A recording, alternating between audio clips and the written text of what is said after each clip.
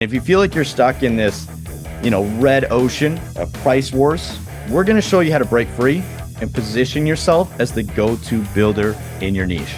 I'd love to say, yeah, I just became a high-end builder overnight. It's not actually what happened. I've been doing the decks, the pergolas, the bathroom renovations, but you know what I did? Each one of them, I thought it was the best of the best. So if I did a pergola renovation, it was the best. If I did a bathroom renovation, it was the best. So the thought process was always being there. Even when I marketed, I was telling one of the guys in TPB, I was turning over, $600,000, and I was still advertising in, the Space magazine back then, which was like for the elite of the elite. So I had my vision. I wasn't there. It probably took me another 10 years to get there, but that was my vision. Being a generalist in the building industry is super tough. It's like being a jack of all trades, but a master of none. And it makes it really hard to become the builder of choice.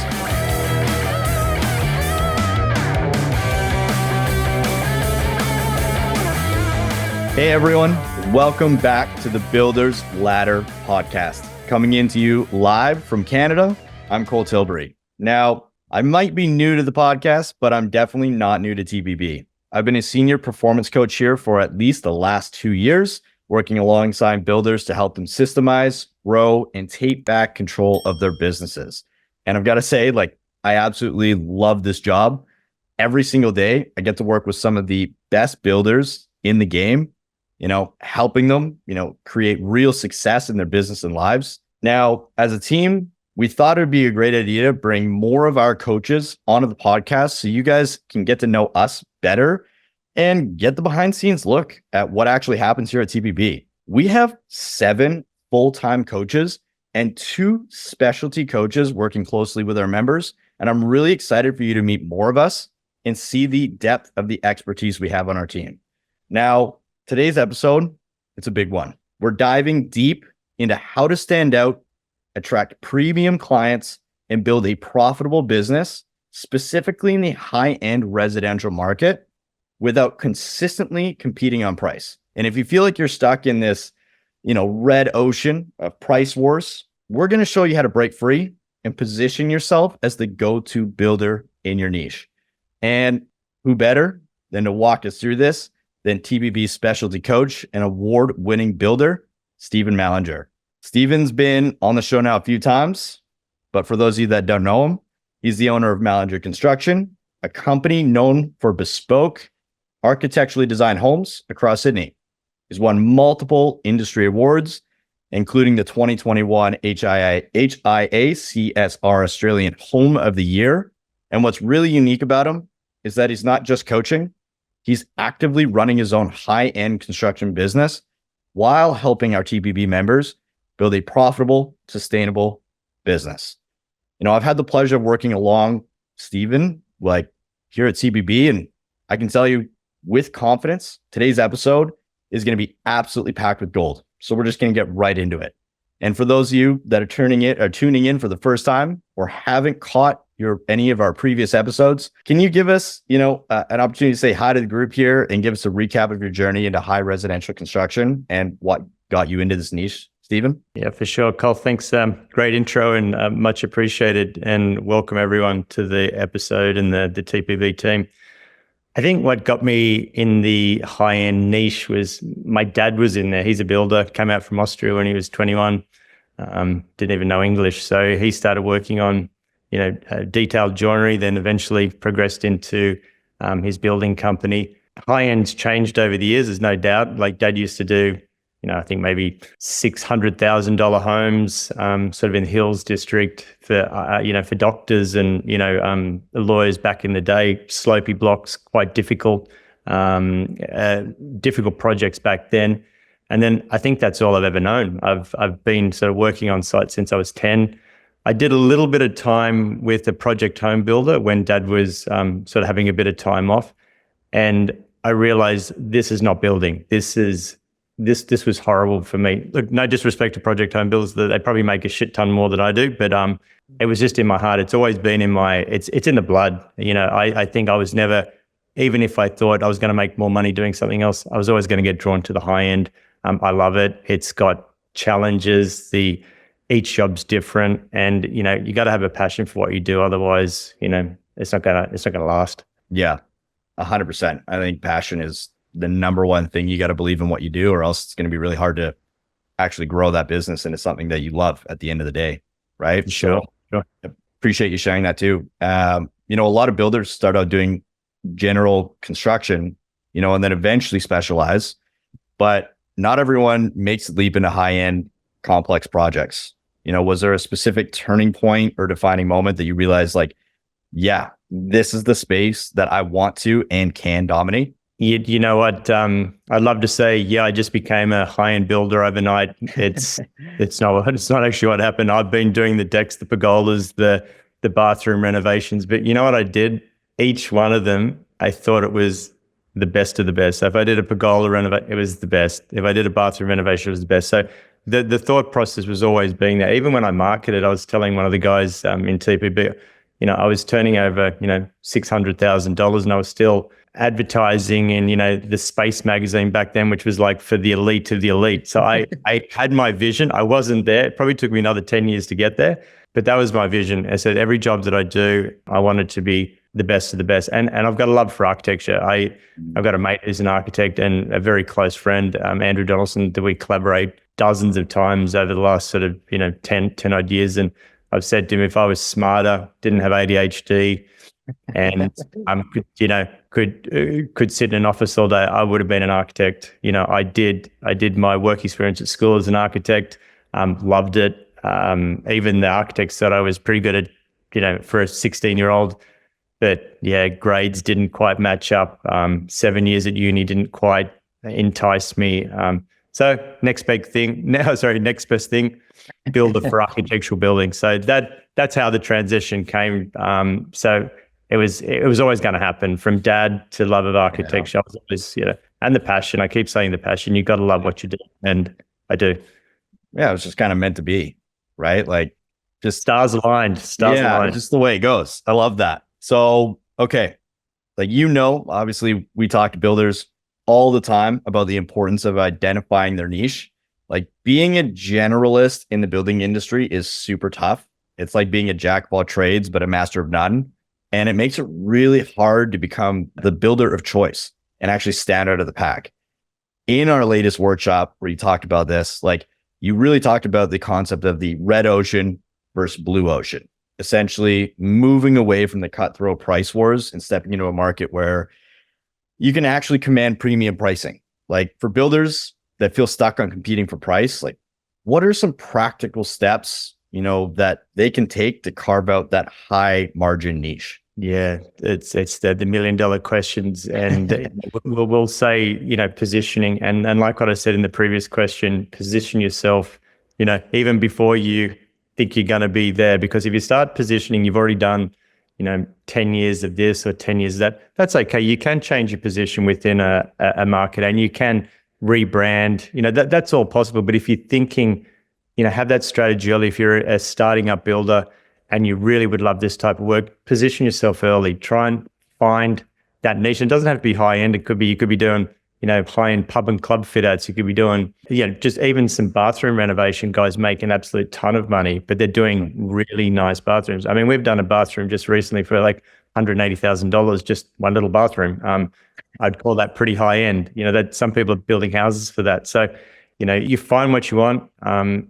Does take time, as I said in the last question, 10 to 15 years to get to that premium, luxury new homes.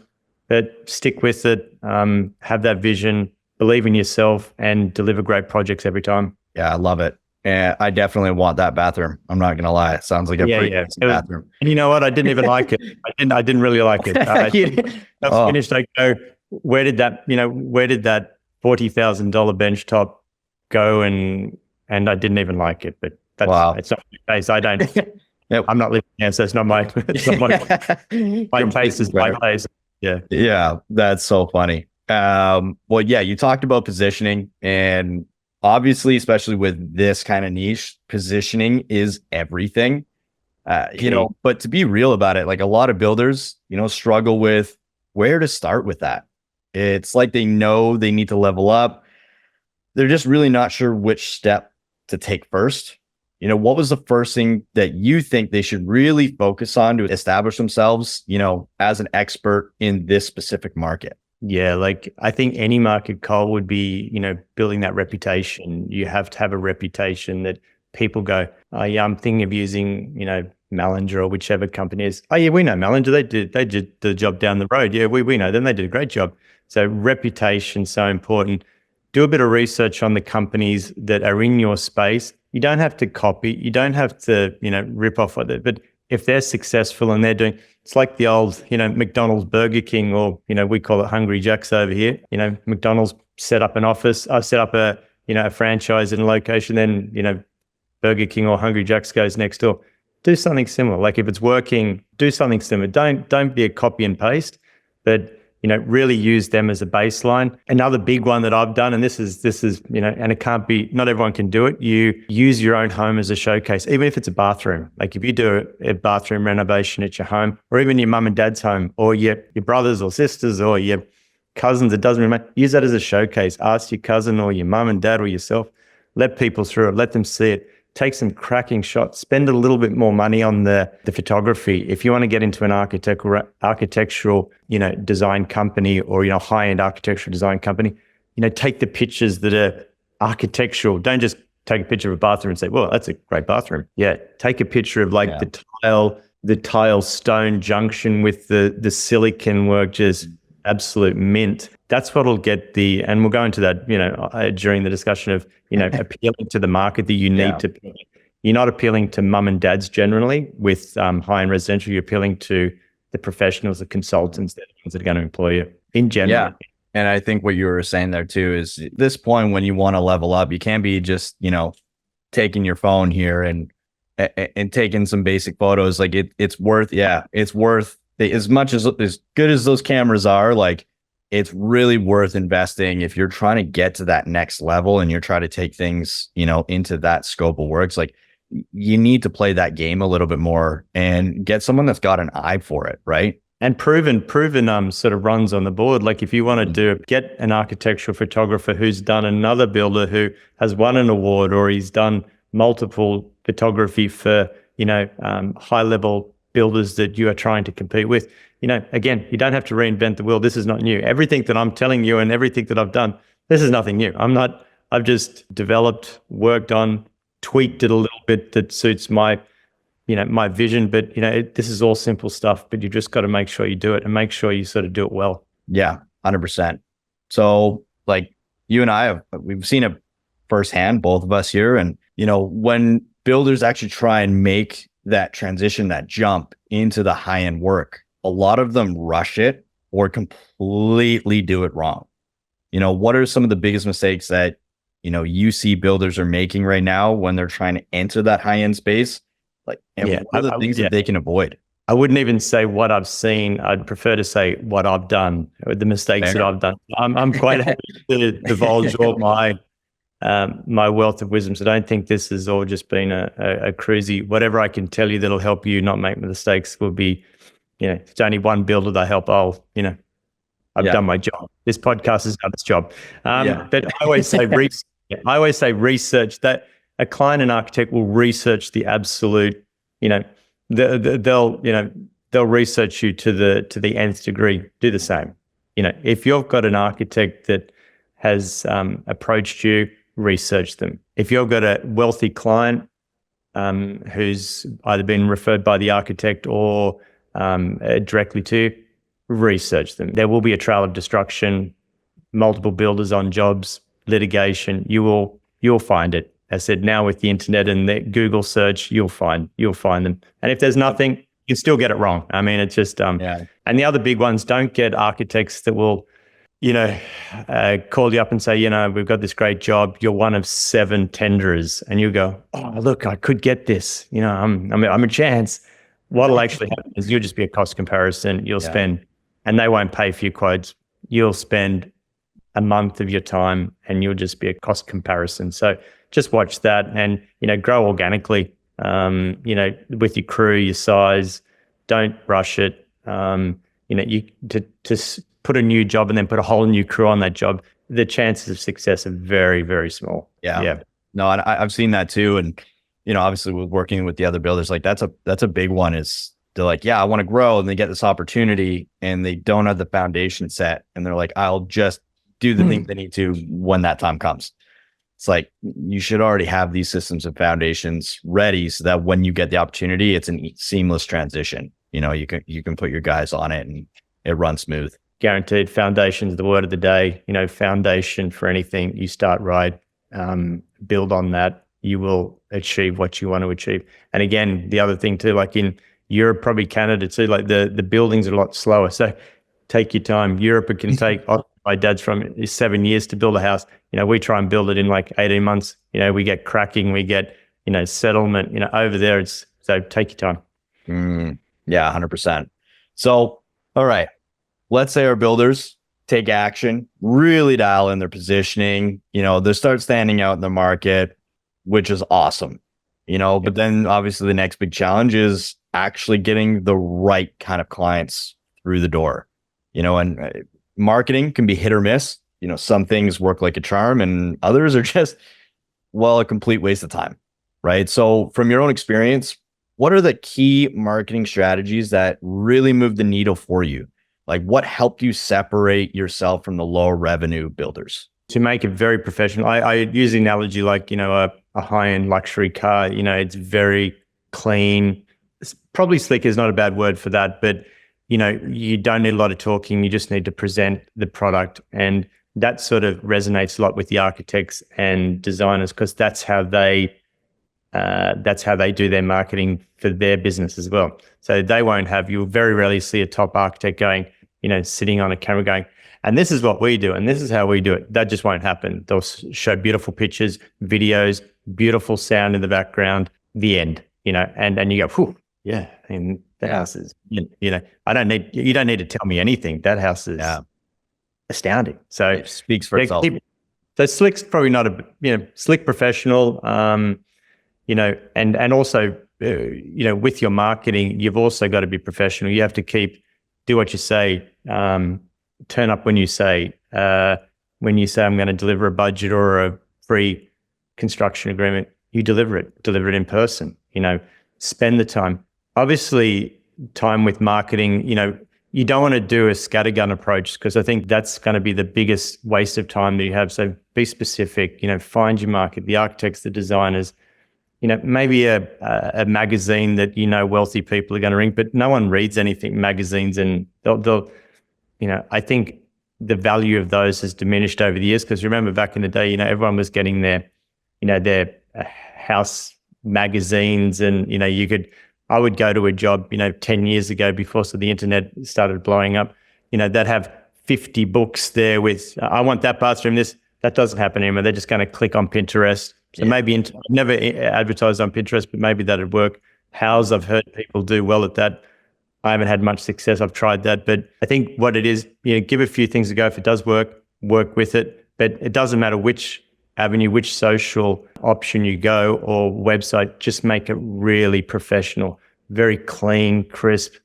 Keep the talking down, keep the copy down, keep those pictures. And I know that's different from other markets where other markets, they like a lot of copy, they like a lot of talking, they like a lot of this. I haven't seen any success, and all the other builders in this space, that's how they do it. So the work really needs to just speak for itself. Like let it do the work for you almost. Yeah, look, I think you can't tell anyone more than what you can see. I mean, most people are quite visual. Like, they see something beautiful. They see beautiful. You could explain a beautiful sunset. So this sunset was this. It had the red sky and it was coming down on the on the equator, and it was just. But if you show a picture, you go, well, that's stunning. So yeah. That's my thought process anyway. Yeah, I completely understand that. So one thing that actually caught my attention in a past conversation was that, and it's funny enough, we're talking about professionalism, but you said that simply posting the awards, which you've won several of them, like actually doesn't necessarily bring you in leads. But again, kind of what you're just talking about is the high quality video content does a much better job. And I've got to be honest, like, I would have thought flexing those well-earned awards would have made it like a massive impact in your business. Like, why do you actually think that is? It did, but the impact was wrong. So Okay. yeah, you're quite right. The impact was quite solid. So I would have had, when I posted on Instagram, did a little, $50 boost. I've never spent much money on advertising. I was just mucking around, dozens of phone calls, dozens of people, weekly. And I would only get like one or two general referral based inquiries every month, just inundated with people saying, I've got this $2 million job, and then they'd send me the plans and it's a $4 million job. I'd get, someone saying, I want to do this. And I'm saying, well, you're never going to be able to do that. So the tire kickers was just astronomical. So the organic, the referral based for this type of market is key. So I still believe that a crisp website and excellent socials are so important, but they're not the driver. They're the residual. They allow people to go, okay, I've heard of this Mallinger. Let's check him out. And they go, beautiful socials, beautiful website. But you've already been picked anyway. So you've already got the job because the architect's already said, this builder's doing your job. It's the reassurance, it's the comfort, a few testimonials, whatever. Again, testimonials are really tricky in the high-end market because, we work for very wealthy, reclusive, I don't know if they're doing anything in the background, people that just want to keep under the radar. I don't know. Okay. But they, I would never ask someone for a testimonial. I've asked one or two. I've got one great client. I won't name. He's just the best dude for a job in Mossman. Occasionally ask him, can I bring someone through? He's goes, Steve, anytime. But I go, I use it very sparingly. Whereas my own home, come and, yeah, open house, you can come and see it. So that's another where I refer back to that question. If you do have the ability to do a beautiful renovation, beautiful bathroom, doesn't have to be a $10 million home. It can be a, $100,000 renovation. But if you do it crisp and bring people through, they go, look at this. Quality's there.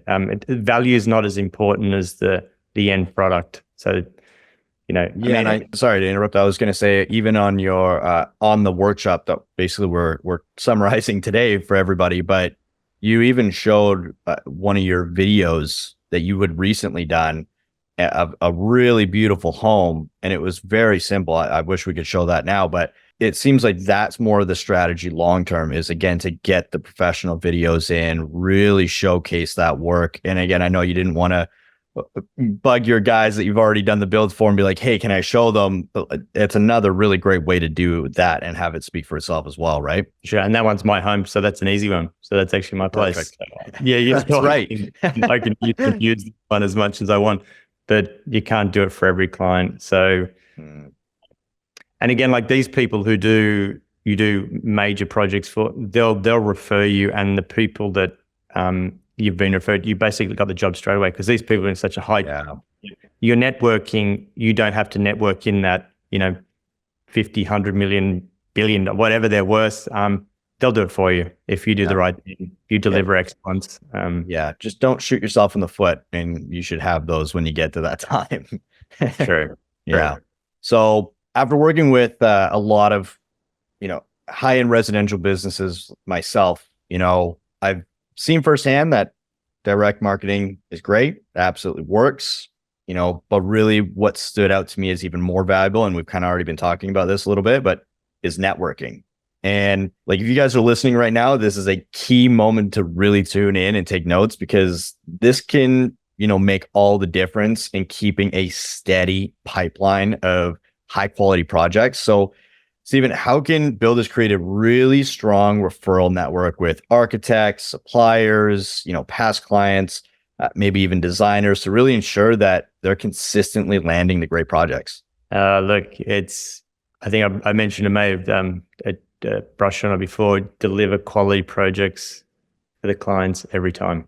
So the reality of working with architects, one-off projects, things are going to happen, like budget blowouts, time delays, architectural errors, architectural changes, weather delays, project managers getting involved when they shouldn't, or external project managers. But But the reality is that all gets forgotten over time. So, you can even have I had a Barney with a client a year ago, and, he needed an extra certificate that I didn't have to do. And he calls me up the other day and he goes, "Oh yeah, Steve, hope you're well." And he goes, "I need this certificate. I hope there's no bad blood." I said, "Mate, it's all good, And then I went to the house the other day, and the house is absolutely stunning. Waterfront,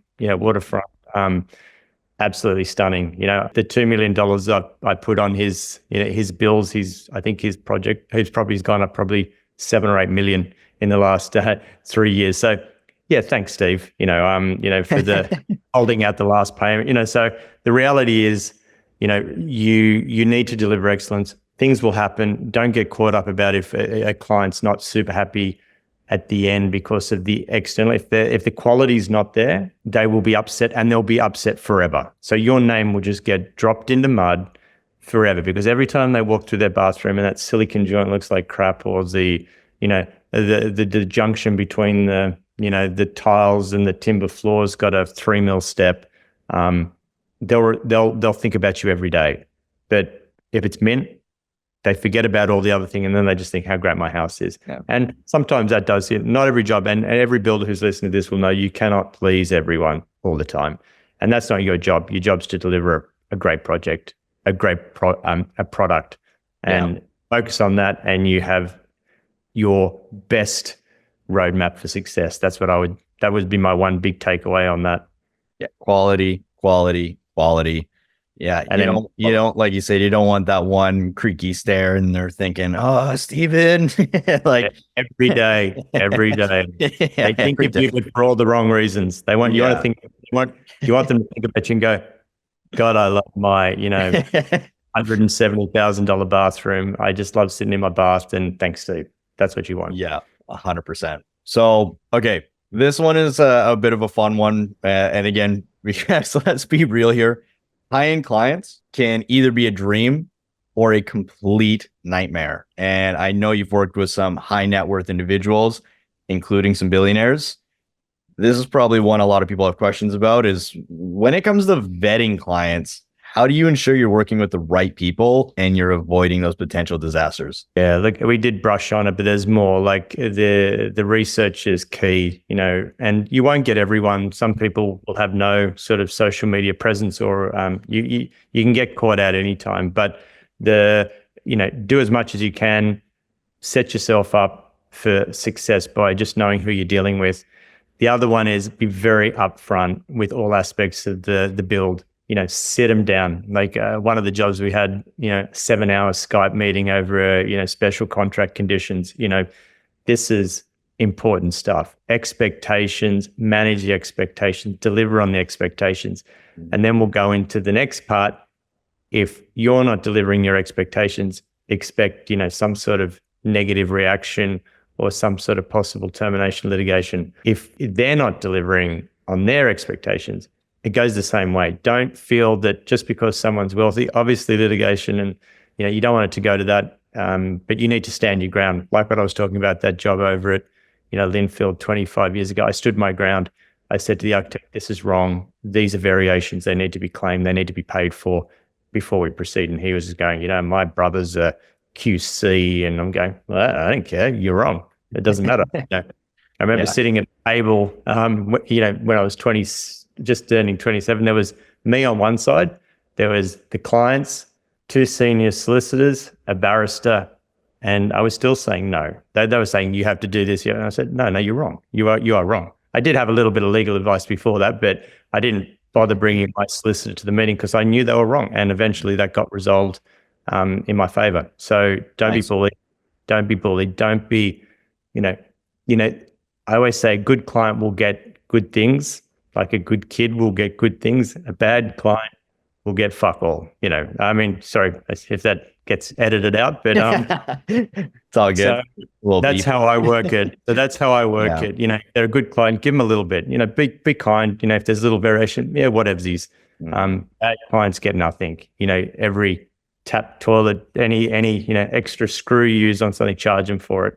You should do that regularly anyway. But if there is and especially if there's something that's a bit, contentious, you have the choice of keeping the relationship because they're good or putting your foot down. And sometimes you just got to put your foot down. Don't be afraid to, ensure that and obviously get legal advice to ensure your position is correct, but don't get bullied, because if you're working in this space, bullying is quite, we talk about sort of, schoolyard bullying, but financial bullying is rampant throughout the building industry, through most industries where there's a disparity between people's, not so much status, but their sort of their assets, I suppose. If they've got, a huge amount, they can feel that they can just manipulate you based on, you'll never go against me because I got heaps of money. So yeah, I think the big key point, and this is something since you've joined us here at TBB that you've really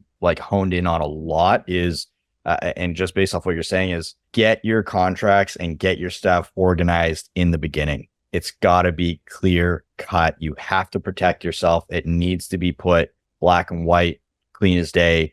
There can't be wiggle room or gray areas, because that's when things start to really get complicated, especially when you're doing multi-million-dollar homes and they're going for years on end and you're working with that same client for a long time. It can get, kind of nasty a little bit. But if you actually have, like you said, you could stand your ground because you really got clear in the beginning with your contracts and your scope of works and the details on that, and you tell everyone to really get that dialed in. I would 100% agree with you on that, because I've seen that go wrong. I know you have too, and it's unfortunate. And we just sometimes want to get the job in. You're like, oh, awesome, there's a $2 million build, let's get it, and well, whatever. And they kind of go through that process, but they don't put the pieces in place to protect themselves in the beginning to actually make it worth their while. Absolutely, Cole. I was the same. So I've done the same. So that job back in the day, and a few since then, I've sort of jumped in a little bit, sort of bright-eyed and bushy-tailed. And, sometimes it can work out. Sometimes you can be lucky. But I think in this sort of space where you're talking big numbers, if you make a mistake or you do something wrong, or a client with a $25,000 bathroom reno, it's going to be annoying. You might lose $5,000. That's your trip to Bali that year. So whatever, you go next year, you do a mistake or you have a major conflict with a $6-10 million home. We're talking millions in damages, litigation. So not a fun time. Yeah, it's exponentially dial it in at the start, less chance of it going wrong at the end. But it still can. This is business. This is, this is life. So do the best you can. What do they prefer for the worst, expect the best, or whatever that saying is. Just try and make that you've done your work, educated the client, educated the architect. You're a team, and I think that's an important thing. You're actually a team. No one's against each other. You're just a team. Yeah, totally. So I want to keep talking a little bit about the networking aspect of it, and I really want to zoom in on one key relationship, which is actually working with the architect. In high-end projects, this can be an absolute game changer. Some builders develop great relationships and partnerships with architects, and others find it absolute headache. So again, from your experience, and we kind of talked about it a little bit, but what should builders be looking out for when partnering specifically with architects on those complex projects? Again, what can they do to really ensure that relationship leads to successful outcomes instead of, friction? There's a couple of factors, and I'd say the first one would be find someone you've got synergy with. The projects, they sort of excite you. They've got the same thing. And company size isn't a bad idea too. I generally try and work with architects that are similar size, 6 to 10 to 15 people. If you go into an architectural office that's got 400 architects, you're just going to be a number. The synergy is important. Mutual respect with any relationship. You've got to understand where they're coming from and them understanding where you're coming from. So if you just got an architect that just says, this is my way or the highway, and I've had those too, but you shift through those ones. You may do a job and go, I don't want to work with this guy again because it's just too hard. My life, you may have made some money, you may not, but if you can find one that, I think I like to say, if they appreciate you, you appreciate them, everyone's happy. And that's the other thing too. When a client says, I'm giving you this job, I'm giving you millions of dollars, I said, I'm the important one here. So realize your importance as the builder. They're lucky to have you. It's not we're lucky that they've given you a job. No. They're lucky to have you. So if you have that mindset, the positioning, the runs on the board, the portfolio, you say, you want it, take it. If you don't, we'll go somewhere else. So not arrogance, definitely not arrogance, because that's good for no one, but confidence in the product, confidence in what you're selling, confidence in what you're delivering. Then they'll see that and go, well, we're just not using this guy for another, what I was talking to you about, the 6 or 7 tendering bids for an architect. If I even an architect even said, as soon as they're talking to me on the phone, they go, we want to, phone's down. I don't even want to talk anymore. As soon as that word tenderings comes in, thanks for your time. See you later. Good luck. And again, an architect who knows you and knows what you deliver, they won't put you through tendering. They'll put you through the ringer, as they always do, with budgets and time and, everything else. And that's okay. I don't mind getting put through getting asked the tough questions, but as long as they respect you, they know you're going to deliver it. And that's where we talk about, the different contract types. If you're the preferred builder, there's so many more options. You get more time. You get more time to price it. You get more time to dial in the numbers for the client. Everyone's happy. You can do pre-contractual, value engineering, all this stuff. Next in podcasts to come, this will all be sort of, this is so important. This information, is key for success, and the relationship is the key. So if you can keep going with the same architect, how they run, how they run their business, how you run your business, and it should be just pretty sweet sailing after 1 or 2. Awesome. So I kind of want to shift back again. I know we already talked a little bit about it with the contracts, and I was saying about setting them up and making sure that you've got everything, because it is, make or break to your business. It is really honing in those contracts properly, because it's really tough to navigate, if it's not dialed in, or make any changes. It's really difficult to kind of course correct any of those issues. So, and I know you specifically prefer cost plus model over fixed price contracts. Again, what is the best fit for those high-end residential projects? In what situations, if any, would actually a fixed price model possibly even make more sense? Yeah, look, I think since I started, everyone's going, he's the cost plus guy. It's actually not true. I think fixed price contracts are fantastic if the project scope's clear, if the work and building methodology is quite consistent with what you've done before. You can price it correctly. You can feel comfortable with those numbers at the end. Your final gross, or your net profit, or your gross profit, it's going to be very similar to what you know how to budget. Or how to work your labor hours, which is the toughest one for most builders. But high end, you get into a complex build, you get into slopey sites, you get into horrendous access, you get into one of a kind methodology that's never been done before. No, we do jobs that we look at and go, oh, this is new.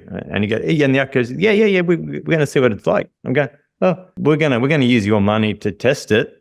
I'm not using my money to test it. So that's the reality. So cost plus is, especially on those ultra luxury, $5 to $10 to $15 million homes. But that can also go back to $1.5 million to $800,000 reno. If this reno's ripping the whole thing apart, and there's no way of doing accurate cost assessments or quantifying your labor expenses, cost plus is really the only fair. I call it the fair option. So when a client comes to me and goes, I don't want cost plus because it's an open checkbook, and I'm going, well, it's actually not, because we'll dial in preliminaries, we'll dial in contractors, we'll dial in as much as we can. We can get up to 60 to 70% of the project sum dialed in if we have time. And then the variable component will be usually just, all our margins, our project managements, our site conditions. We can dial that in if we have time. But the sections that we think there is a risk of losing money, we will not do as a fixed price. Because do they want a beautiful project? Yeah. And this is how you manage what sort of clients is, what's the client's expectations? What do they want? Do they want, I call it the triangle, do they want quality, time, or budget? You can pick two. You only get the option to pick two. So most of my clients will be going, well, I want quality and I want it done now. And I go, well, the budget's going to be what it is. And they go, well, it is what it is. So I think that's a good analogy. And also if for the builders out there that are trying to sell cost plus or inform the client on cost plus, they say, well, if we're losing money on this job, there's two things that are going to happen. There's multiple things that are going to happen. We're going to be unhappy. We're going to cost cut. We're going to use undergrade material. We're going to use grubby subbies, subcontractors that are cheaper because based on their, no insurance, or they're renowned for not doing the best quality work. Or we go broke and we go into liquidation. You find another builder, use your insurances to pay a smidgen of it. Or you pay what you pay what it should cost. You pay a fair and reasonable amount. Our margin is clear. The transparency is clear. Everything's clear. Daily logs through professional software or building software. It's so transparent, and a lot of people love that. They, especially wealthy people, they sort of, I shouldn't use the word wealthy people. I think professional people who understand that you need to get paid for your service. You're a professional, and I tell this to all the builders. We're professionals. We're not just not tradies. That word, and I go, no, I was a tradie. I was a carpenter, but so we have transcended to professionals. We need to be paid like professionals. We need to be appreciated like professionals and respected like professionals, because that's what we are. It's one of the biggest industries in most areas around the world. Building dictates the whole region's economy. So we are pretty important. If you don't have somewhere to live, pretty impacting to your life. Yeah, I would say so. So we're pretty important. Yeah, and the one thing that I always tell the builders do is, you guys aren't the bank, right? Like, you shouldn't be paying for their project. It doesn't make sense. Like, they're paying for your service to build their vision and make it a reality. Like, why are you going to put yourself in a position where you're paying for their build?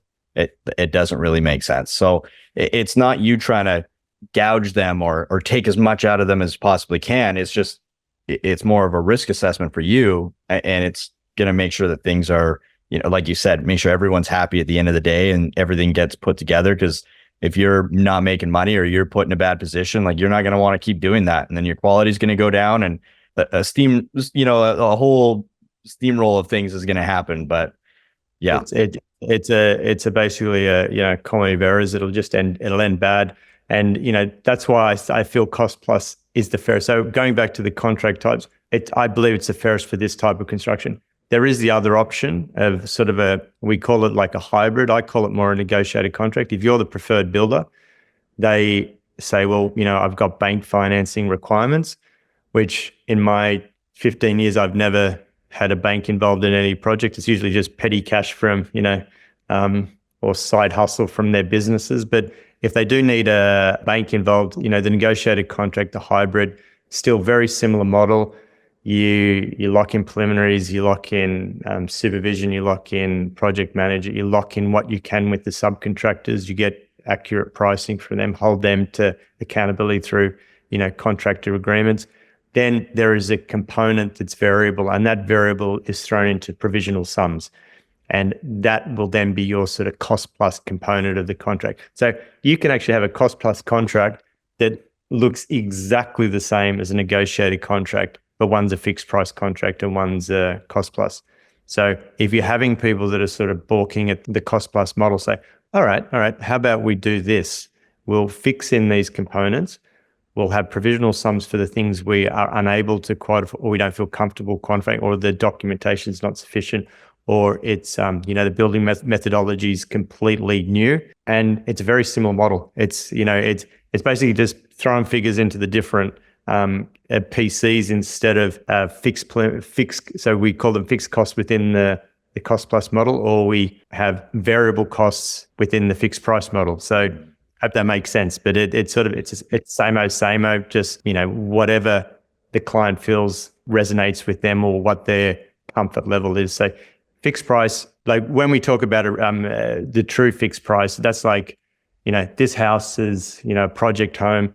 It's a $598,000 project home. All you'll pay, no more to pay, a turnkey model. But it's actually not true, because they won't include driveways. They won't include, site setup. They won't include services in and out. So they do it that way, fixed price, but they've dialed that in. They've done that house 100 times, 200 times, 10,000 times. So they know their cost accounting. They do cost accounting to the last nail on those. So they know what they're going to make each job. The subbies are locked into a period of, 2 or 3 years of the same, rates, and doesn't happen so much on high end. You can't lock people in for that long. And yeah. So probably another really important topic is cash flow, especially on a high level. Sure. What are some cash flow challenges within a multi-million-dollar project? What are the biggest ones, and how are you managing those? Okay, so in a cost plus, so it's almost a different model within cost plus and fixed price. So, we talk about that a lot to our members with, back end levers, front end levers, what we need to manage a job. If the cash flow is going bad, we've got to keep the control of, your labor expenses if they start blowing out during the job. Where cost plus is a little different. So we'll focus on cost plus because that's a little bit more of my. So the cash flow issues aren't usually driven by the project themselves. So the project, you go in, you're billing on an hourly rate, your margin on materials and subcontractors. So in reality, there should never ever be an issue with cash flow within a cost plus model, but that's not true. So what will happen is billing cycles, billing periods, they do matter a lot. So if your cash flow needs to be dialed in, you need to bill regularly. On big numbers, big number projects, I like to keep it as close together. So I'll go weekly. Although it is a bit of administration, but you need to sort of make sure that the money's coming in regularly. Your staff need to get paid regularly. You need to make sure that you are billing when you should be billing. So the end of a week, I don't know if your week's a Friday or a Sunday, the invoice should go out Monday morning. It shouldn't go out Tuesday, Wednesday, Thursday, or 2 days before the next claim's due. It should be dialed in on that day, every day, and then with the 3 to 4 day period of payment, and then you will get the money before the next claim is initiated. So that's, and look, maximizing deposits, you can do that. Everything's based on legislation too. So you can only do what you can do, and secure trades too. So that's a good one, that if you have accounts, like 30-day accounts, 60-day accounts, usually 30 days in Australia, make sure you get as many 30 days accounts as you can with your suppliers. Talk to them about this job, saying, we're doing a $6 million build. And they go, well, you've been on a weekly billing for the last 2 years. And go, but look at our track record. We're paying you all the time. Same with subbies. You can actually go into subbies and go, we want to get paid weekly. And look, that's fine. And you go, well, this project's a fortnightly payment schedule, because that's all I could get with the architect. Sometimes you can't get weekly. Sometimes you can't get fortnightly. Sometimes you have to get monthly. You talk to your subbies and say, this is the deal. You've been with me for a while. We pay. We're getting paid on this day. You'll get paid on that day. And they'll go, I can't work with you anymore. And you'll go, well, that's unfortunate, but this is what we've got to do. Although 99% of the time they go, Steve, with you, we're good with that. And then I'll say, if we get a 2 weekly job, I'll pay you 2 weekly. So you don't have to just set the monthly. You can do it 2 weekly. So you can just work, keeping up front, cash flow reports are not a bad thing to do. Like any reporting styles in your business, keep a track of it. It's not that hard. A little bit of time. If you don't want to do it, get your bookkeeper to do it. If you got internal staff, get them to do it. Present it to you each week. Say, we're on track. Fixed price contracts are a little different, but you still have to manage the same. They're very similar. The only thing with fixed price is that you do have to manage staff and labor overruns a little bit more. And also that your figures were dialed in. If you start finding out that the figures that you've put in your estimates or your quotation have been off, you then have to sort of reel that in as best as you can. But you can't, you have to still build the house. So that's why I like the cost plus. The risk is shared. Fixed price, you could make more money, but the chance of failure within that high end market is a lot higher. Yeah, 100%. So hopefully, after the session, like you builders out there have, picked up a ton of valuable insights on what it really takes to run a successful high-end residential business. Maybe you realize before you make the leap, you need to double down on the fundamentals, or maybe you're feeling fired up and you're ready to go all in on the high-end work. And we've touched obviously a lot on this already, but I want to create some real clarity here. So again, Stephen, in your experience, like what is the single most important thing builders should focus on first when making that transition? Yeah, we went into the sort of the quality every time. But I think even more important would be patient too. So don't feel like you just have to take on every job. And if you do get the opportunity to go in that space, ensure that your crew can manage it. You've got the ability to manage it yourself. Don't be employing multiple staff to take on a lot of work very quickly. Organic growth is the key, because it'll come a lot more. The depth of the company will be just so much more than, and you'll just have headaches. Like I think we talk about chaos quite often in the building industry. What's the term? There's something about chaos, but you just continue the chaos. It'll never end. The chaos will never end if you don't have some sort of foundation with your crew, with your systems. I mean, systems we talk about all the time within TPB. And again, the coaching for systems, it's so important to understand how to do it, when to do it, when not to do it. So quality, then time, and grow organically. That would be my I would also add in there overview here is have a plan. It's good start as well. Yeah, like have a plan, stick to it, be strategic with it. Like you said, you can't really work in chaos. It's just not going to happen. So kind of wrap things up, Stephen, like it's been a blast, man. Always love working with you. And, I might be a little biased here, but I really, truly do believe that we have one of the best coaching teams and programs out there. And if you are a builder looking to take things to the next level, come work with myself or Stephen, and let's get the right systems in place so that you guys can succeed now and not later after making all those mistakes. So Stephen, for those of you that want to follow your work or learn more about how they can work with you and TPB, what's the best place for them to connect? I think if you're interested in sort of the, Coach Cole said, the amazing sort of systems and coaching, you can get in contact with the guys from TPB and see if it's a right fit for you. The 30 months, the journey, you will learn so much. And it doesn't matter where you are, beginning, middle, or still been in the industry for some time, you will get something out of it and you'll get a lot out of it. I'm also on Facebook a fair bit, trying to help individual members with, little questions on a daily basis. So yeah, I'm out there to help. I don't have all the answers. These have come, a lot of my knowledge has come from mistakes. So it's not, it's from other builders too that I know, we're all learning, we're always learning. So, and the community, having all these other builders, the hundreds of builders that you can rely on to give you advice when we don't have the exact answer, they've done it. Guarantee that within the community, everyone's experienced almost every single mistake, problem, concerns, constraints that you'll find in any industry anywhere in the world. So it'd be in good hands for sure. Yeah, absolutely. And like I said, we're both coaches there, and we really do truly care about you and your business and making sure that you guys are successful. And again, we would love for the opportunity to work with you if you aren't already. So really go to TBB, theprofessionalbuilder.com and sign up with us. Hop on that call, really see what we're about, get your questions answered. And like I said, we'll make sure that we take care of you and that you guys have a really good time with us. So again, Stephen, thanks for hopping on with us. And thanks for everybody that's joining today on this podcast. But that is it for today. Again, I'm Cole, and that's a wrap.